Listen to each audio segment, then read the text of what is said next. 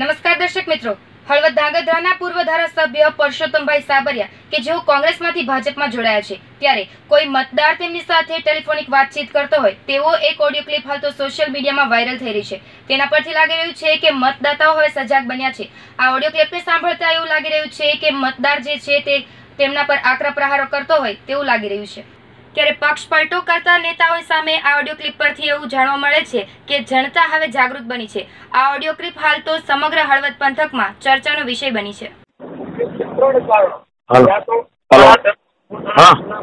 પરસોત્તમભાઈ, મુકેશભાઈ બોલો, અમદાવાદથી. બોલો મુકેશભાઈ. એટલે મેં એવું સાંભળ્યું કે ભાઈ ભાજપમાં જાય છે, એટલે મેં કીધું લાવો પૂછીએ. કીધું આપણે હવે વોટિંગ આ કર્યું હોય, એટલે વોટ અમે આપ્યો છે, અને જો એ તમે ભાજપમાં જતા હોય અમારે હવે શું કરવાનું એમ? ના, હું પાછી ટિકિટ મને કન્ફર્મ કરી છે. હું જ આવું છું. એકચ્યુઅલી પબ્લિક ના કામ થતા નથી. એટલે તમે ભાજપમાં જઈને પાછા આવો છો કે કોંગ્રેસમાં એમ? ના, ભાજપમાંથી ટિકિટ લઈ આવું છું. તો અમે કોંગ્રેસને ચાહીએ. અમે તમને કોંગ્રેસને વોટ આપીને અમે તમને લીધા ધારાસભ્ય ચૂન્યા છે, અને આજે તમે હવે એમ કહો કે ભાઈ મારી વાત સાંભળો. તમારી કામની જે અપેક્ષા છે ને, કામની અપેક્ષા કામની નથી, કામની અપેક્ષા છે, પણ ખાલી રમાડવાની અપેક્ષા રહી ને એ સાહેબ ખોટું પડે ને. ના, એ વસ્તુ તો ક્યાંથી બને? તમે ઉભા કોંગ્રેસમાંથી, બરાબર. આજે તમારો પર્સનલ પ્રોબ્લેમ હોય એ ખાતર થઈને તમે જો અત્યારે ભાજપમાં જોડાતા હોય તો પ્રોબ્લેમ કોઈ નહીં, માત્ર ને માત્ર વિકાસના કામ માટે. તો તમને વિકાસના કામ સાહેબ વિકાસના કામ આજે 5 વર્ષ પહેલા નથી ખબર? મતલબ શું છે? કોંગ્રેસનો ધારાસભ્ય હોય ને, કોંગ્રેસનો ધારાસભ્ય હોય ઓળાની જેમ ઉભું જ રહેવાનું. અને આજે હું એક સામાન્ય મત અધિકારી છું, એક ધાંગધ્રા તાલુકાનો, બરોબર. તો હું આજે તમને એમ કહી શકતો હોય કે સાહેબ અમે તમને વોટ એના માટે આપ્યો હતો કે ધાંગધ્રા તાલુકાને આગળ લાવવા માટે, કોંગ્રેસને ચૂન્યો હોય, ભાજપને નહીં. તો આજે તમે તમારી સ્વેચ્છાએ તમે ભાજપમાં જતા રહ્યો, તમે બધાને ગામડે તમે ફરશો? આજે તમે ગામડે જે ગામમાં પ્રચાર કરવા માટે નીકળ્યા હતા એ ગામમાં તમે જઈને અત્યારે કહેવા જશો કે સાહેબ અત્યારે હું તમે મને કોંગ્રેસને ચૂંટાયો હતો પણ હવે હું ભાજપમાં જઉં છું, આવું તમે કહેવા જશો? બરાબર, એ વાત સાચી તમારી. માત્ર ને માત્ર કામ પાછળ છે. કોઈ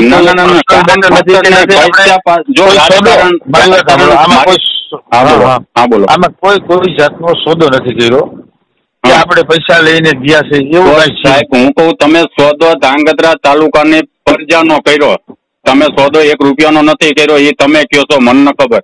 પણ તમે ધાંગધ્રા તાલુકાની કોંગ્રેસે તમને ચૂંટાયો એ પ્રજાનો સોદો કર્યો, એને તમે રમાડી. ના એવું રમાડી તમે તો પછી કોંગ્રેસમાં તો પછી 5 વર્ષ પૂરા થઈ જાય પછી જજો ને જવું તો. અત્યારે તમે જાઓ તો તમે અમારો સોદો કરી નાખ્યો, અમારો મતનો સોદો કર્યો, તમારો મતનો નહીં. આજે હું અમદાવાદથી ત્યાં ધાંગધ્રા વોટિંગ કરવા આવ્યો, બરોબર. મારા સ્વ પૈસે આવ્યો, તમે મને ભાડું ના આપ્યું તું એ તમને નથી ખબર આપ્યું કે નથી આપ્યું. આજે અમને જેથી ખબર કે ભાઈ ના આપણે કોંગ્રેસ જોઈએ, ભાજપ કાઢવી છે, એટલે અમે પોતાના સ્વ ખર્ચે આવ્યા હતા. અને આજે તમે અમારા જો મતનો સોદો કરતા હોય સાહેબ તો દુઃખ તો લાગે. નો ડાઉટ, તમે લાગણીશીલ માણસ છો એટલે તો સાહેબ એક વખત કામ કરો, તમે તો ગામડે જઈને તમે પ્રચાર કરો કે ભાઈ હું હવે કોંગ્રેસ છોડીને ભાજપમાં જોડાવું, તમારી હાલત શું થાય એ તો જોઈ આવો ગામડે ફરી. એ સ્વાભાવિક છે. હા, તો પછી તમે આવી રીતે અમારો સોદો કર્યો એવું થયું ને. માત્ર ને માત્ર કામ સિવાય ના સાહેબ, તમે કામનું જ કહેતા હોય તો કામ તો બધે થાય. આજે ભાજપવાળાએ તમે કહો ભાજપવાળાએ કામ કર્યું, બરોબર. ગુજરાતની અંદર અમદાવાદમાં મેટ્રો ટ્રેન ચાલુ કરી દીધી એવું થયું ને. ના એ તો જો મારી વાત આજે હવે હું તમને એવું કહું સાહેબ, તમે ત્યાં છો, હું અમદાવાદમાં છું, મેટ્રો ટ્રેન છે ને સાહેબ, એ ખાલી એક સ્ટેશન નથી બનાવ્યું, એક જ સ્ટેશન ખાલી બન્યું હોય. હા, એક જ સ્ટેશન, બરાબર. એક સ્ટેશન ની અંદર મોદી આખા ઇન્ડિયા ની અંદર કરી દીધું કે અમદાવાદમાં મેટ્રો ટ્રેન ચાલુ હો ગઈ છે, બરાબર. શું પણ આને વિકાસ ના કહેવાય, આને કામ ના કહેવાય, આને રમાડવાનું કહેવાય સાહેબ. આજે અમને હું તો પોઝિટિવ વિચારી ગયો છું. ના, પોઝિટિવ નહીં, તમે પોઝિટિવ એ વિચાર્યું હોય કે જનતાને ઉલ્લું રમાડવાનું. પોઝિટિવ આ તમારો પોઈન્ટ હું આ પાડું, તમે કયો પોઝિટિવ વિચાર્યું. વિકાસ કામ કરવા માટે તમે પોઝિટિવ જે વિચારો ને એના કરતા હું એવું વિચારું કે તમે પબ્લિકને અમને ઓલું રમાડી તો નેક્સ્ટ ટાઈમ હું એવું કહું કે તમે ભાજપની ટિકિટ લઈને આવશો ગામડાઓમાં તેથી હું શું કહેવા માંગુ કે તેથી તમને પબ્લિક શું ફૂલારથી સ્વાગત કરશે સાહેબ? એ સ્વાભાવિક છે. હા તો પછી આ તમે હજી તમારા મનથી વિચારો. તમે આજે જોડાઈ ગયા, મને 5 દિવસથી જે તમારું નામ આવ્યું ને તે દુઃખ લાગે કે આ વસ્તુ ખોટી છે. અને આ તો હું તમને સાહેબ કહું. ના કારણ કે એક મેં ગામડું છોડી દીધું ને આજે મારો ટાઈમ થઈ ગયો એટલે હું સાહેબ કહું. બાકી હું સાહેબ કોઈને કહેતો ને, કારણ કે તમે સાહેબ નથી, તમે એક સેવક છો. અને સેવકના પગાર ન હોય. આ તો બધા જે ગાંધીનગરમાં તમે બધા બેસી ગયા હો ને એટલે કઈ પોઝિશન ઉપર બેઠા હોય મને ન ખબર પડતી. સેવકના પગાર હોય સાહેબ? એ બી હકીકત છે. તો હવે તમે જો વિકાસ કામ કરવા માટે જ ગયા હોય ને, બરાબર સાહેબ, તો એક હવે સાહેબ ને સેલ્યુટ મારીશ. ગાંધીનગરમાં જઈને સેવક બધાને પગાર બંધ કરાવી દો ને તો હું એમ માનું કે તમે કામ કરવા માટે નીકળ્યા. ભાજપમાં તમારી આખી જિંદગી ગુલામી કરું. હું મારું કઈ આખું લ્યો. હા, તમારું નહીં, તમે કામ કરવા માટે નીકળ્યા છો ને. ના પણ હું મારું કઈ આખું બીજા તો આ રહ્યું તો તમે તમારું જ કામ કરવા માટે થઈને કોંગ્રેસમાંથી ભાજપમાં જો, પબ્લિક નું નહીં.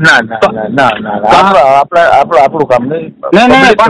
સાહેબ પણ એક બાજુ તમે એમ કહો કે હું મારું કહી શકું, બરાબર, સેવક તરીકે પગારના લોકો, બરાબર, તો હું એમ કહું કે તમે કોંગ્રેસમાંથી ભાજપમાં જ તો તમે તમારા કામ માટે થઈને નીકળાવો, પ્રજાના માટે થઈને ને. ના એવું બનતું હોય કોઈ તો હજી દુઃખ હજી લાગે આ વાત ઉપરથી તમે એમ કીધું ને કે હું મારું કરું તો હું એવું વિચારવું માંગુ મારો વિચાર કરી શકું. બાકી તમે તમારો વિચાર કરી શકો, તમે એવો શબ્દ વાપરો એટલે હું મારો વિચાર એવો આવે કે તમે તમારું પર્સનલ કામ માટે થઈને કોંગ્રેસ છોડીને ભાજપમાં ગયા. ના, પર્સનલ કામ આમાં કોઈને ના થાય. પર્સનલ કામ હતું કોઈ સાહેબ કામ તમે જે કહો તમારો વિચાર છે પોઝિટિવ, તમે વિચાર કહો. મારી તમારી ઉંમરમાં ઘણો ફેર છે, હું તમારા કરતા ઘણો નાનો છું, પણ તમે જે આ ચૂંટણી કોંગ્રેસમાંથી ભાજપમાં ગયા ને, હવે અહીંયા ધાંગધ્રામાં જે ઇલેક્શન આવશે, ઇલેક્શનનો ખર્ચો કેટલો થશે? ધાંગધ્રા તાલુકાનો ઇલેક્શનનો ખર્ચો કેટલો થાય સાહેબ? ખર્ચાવાય છે ને, તો એ તમે ખર્ચો બંધ કરો ને કોંગ્રેસમાં રહ્યો ને તમારો જે ખર્ચો થાય ને એટલો ખાલી ધાંગધ્રા તાલુકામાં વાપરો ને તો ધાંગધ્રા ગ્રીન સિટી બની જાય. આ મારો વિચાર છે. તમારો વિચાર શું હોય એ તો તમને ખબર. બરાબર સાહેબ વિચારો તો મજા આવશે હકીકત, કારણ કે અમે કઈ નાના માણસ છીએ. પણ મયુર રાવલ, GTV ન્યૂઝ, હળવદ.